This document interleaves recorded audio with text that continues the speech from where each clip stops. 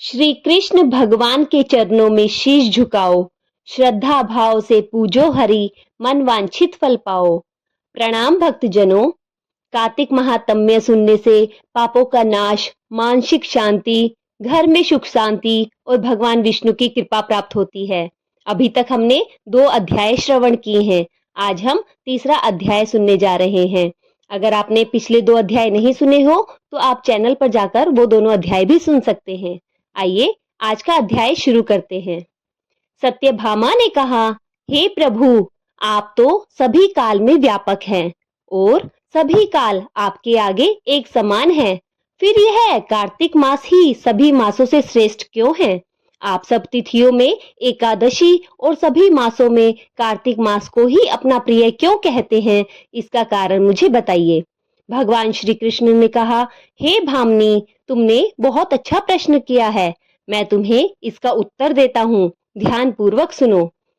इसी प्रकार एक बार महाराज बेन के पुत्र राजा पृथु ने प्रश्न के उत्तर में देवर्षि नारद से प्रश्न किया था और उसका उत्तर देते हुए नारद जी ने उसे कार्तिक मास की महिमा बताते हुए कहा, हे राजन, एक समय शंख नाम का एक राक्षस बहुत बलवान और अत्याचारी हो गया था। उसके अत्याचारों से तीनों लोकों में त्राही त्राही मच गई। उस शंखासुर ने स्वर्ग में निवास करने वाले देवताओं पर विजय प्राप्त कर इंद्रादि देवताओं एवं लोकपालों के अधिकारों को छीन लिया था। उससे भयभीत होकर समस्त देवता अपने परिवार के सदस्यों के साथ सुमेरु पर्वत की गुफा में कई दिनों तक छुपे रहे। तत्पश्चात वे निश्चित होकर सुमेरु पर्वत की गुफाओं में ही रहने लगे। उधर जब शंखासुर को इस बात का पता चला कि देवता आनंद पूर्वक सुमेरु पर्वत की गुफाओं में निवास कर रहे हैं, तो उसने सोचा कि ऐसा कोई दिव्य शक्ति अवश्य है जिसके प्रभाव से अधिकारहीन यह देवता अब भी बलवान है।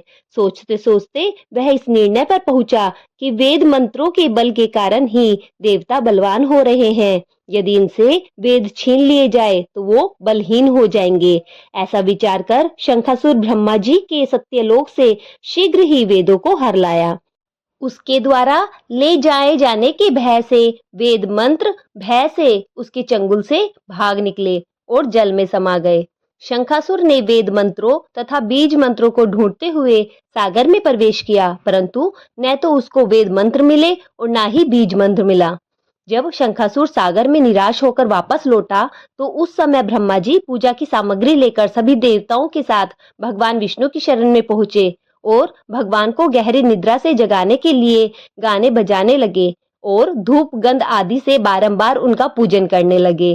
धूप दीप नैवेद्य आदि अर्पित किए जाने पर भगवान की निद्रा टूटी और वह देवताओं सहित ब्रह्मा जी को अपना पूजन करते देखकर बहुत प्रसन्न होकर कहने लगे, मैं आप लोगों के इस कीर्तन और मंगलाचार से बहुत प्रसन्न हूँ। आप अपना अभिष्ट वरदान मांगिए, मैं अवश्य प्रदान करूंगा।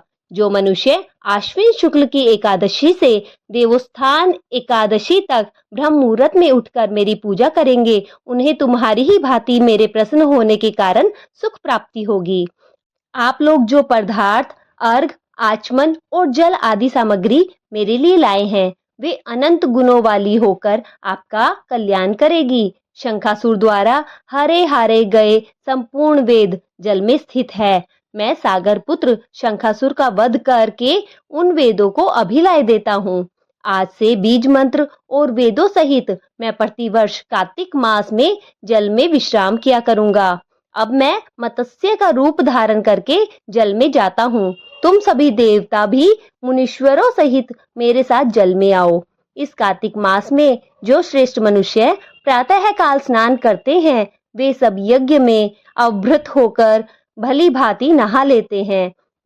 हे देवेंद्र, कार्तिक मास में व्रत करने वालों को सब प्रकार से धन, पुत्र पुत्री आदि देते रहना और उनकी सभी आपत्तियों की रक्षा करना।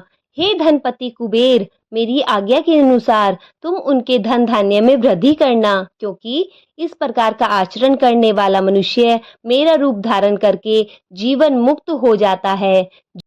जो मनुष्य जन्म से लेकर मृत्यु तक विधि पूर्वक इस उत्तम व्रत को करता है, वह आप लोगों का भी पूजनीय है।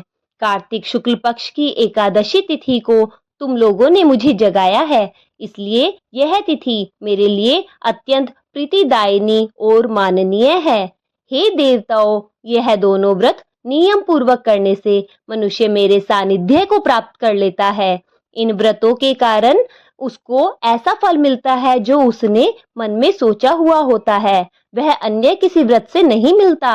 अतः प्रत्येक मनुष्य को सुखी और निरोग रहने के लिए कार्तिक महात्म्य एवं एकादशी की कथा सुनते हुए उपयुक्त नियमों का पालन करना चाहिए। बोलो श्री हरि भगवान की जय, विष्णु भगवान की जय, कृष्ण महाराज की जय। भक्तजनों, यहीं पर तीसरा अध्याय समाप्त होता है। आशा है आपको हमारी वीडियोस पसंद आ रही हैं। अगर आपको भक्ति आलोक की वीडियोस पसंद आ रही हो तो चैनल को जरूर सब्सक्राइब करें। धन्यवाद। भगवान सब पर कृपा करें।